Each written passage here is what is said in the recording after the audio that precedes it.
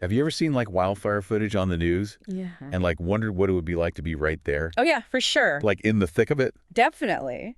Well, today we're diving deep into a firsthand account of the Franklin Fire. Oh, wow. This is happening right now in Malibu, California. Oh, gosh. And this is not just like dry facts and figures. This Okay. is someone on the ground describing what they're seeing, Gotcha. what they're feeling, the emotions, the sights, the sounds. Wow. So let's jump right in. Okay. What's it like to be in a wildfire evacuation zone? Right? What are the dangers? Yeah. And are there any like incredible stories of heroism emerging from this chaos? Hmm. So to set the scene, this fire, the Franklin Fire, it erupted overnight, Okay. less than 24 hours ago. Wow. And it's just ripping through Malibu, California. Oh, I see. And one of the things that's making this fire particularly bad Yeah. are the Santa Ana winds. Right. They're gusting up to 80 miles per hour. 80 miles an hour. Yeah. Wow.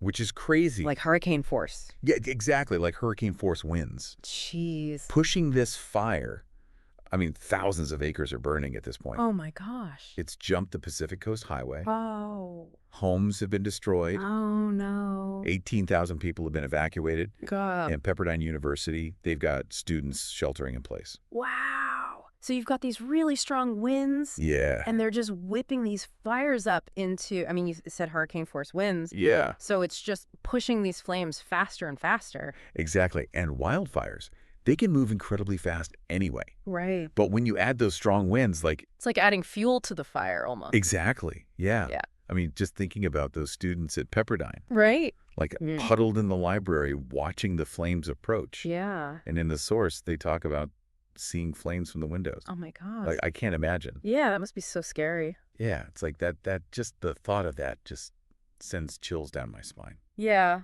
I mean, and then to think, for a lot of these people, this is just the beginning. Right.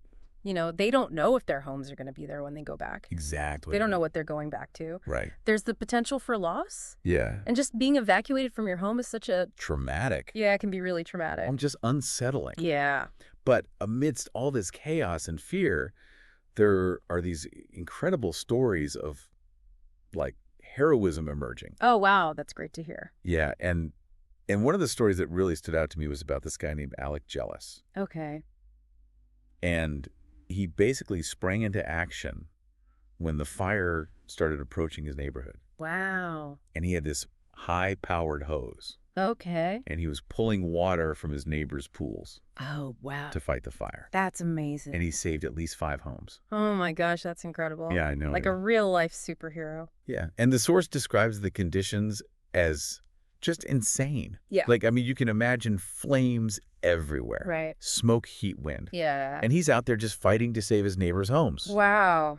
Talk about bravery and quick thinking. Yeah. I mean, it's amazing that he was able to save those homes, but it also shows how important it is for people to come together. Right. You know, to help each other out during emergencies. Yeah, that community aspect is really important. Yeah. But even with these stories of like incredible courage and selflessness, it's important to remember that this fire is far from over. Right. The source mentioned that red flag warnings are still in effect, Oh, wow. which means that the conditions are still ripe for this fire to spread even further. So red flag warnings, what does that mean for people who might not know? Yeah, so red flag warnings, they're issued by the National Weather Service. Okay. And it's basically when you have a combination of factors that create a very high risk of fire danger. So that would be like what, low humidity? You know, low humidity, dry vegetation, and strong winds. Right. And that's basically a signal to everyone that, hey, things are really dangerous right now. Be extra careful. Exactly. Yeah. You need to be aware of your surroundings Right. and be prepared to evacuate if necessary. Okay, so it's not just for the people in the area, it's also for the firefighters. Yeah, exactly. Letting them know, hey, we need to be ready for anything. Yeah, it's like a heightened state of alert. Right. So, you know, as we kind of wrap up this deep dive into the Franklin Fire, Yeah. you know, we've seen the power of nature. Yeah. We've seen the devastating impact it can have on a community. Right. But we've also seen these incredible acts of courage and community support. Absolutely. And it really makes you think about how we can all be better prepared.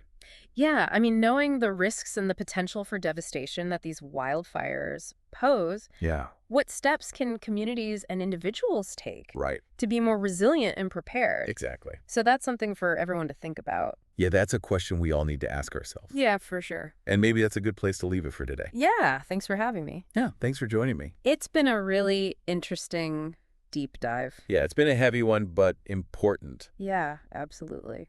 And, hopefully it'll make people think a little bit more about these issues. Yeah, and hopefully be more prepared. Exactly. Yeah. Well, thanks again for joining me. Thank you. And we'll see you next time on The Deep Dive. See ya.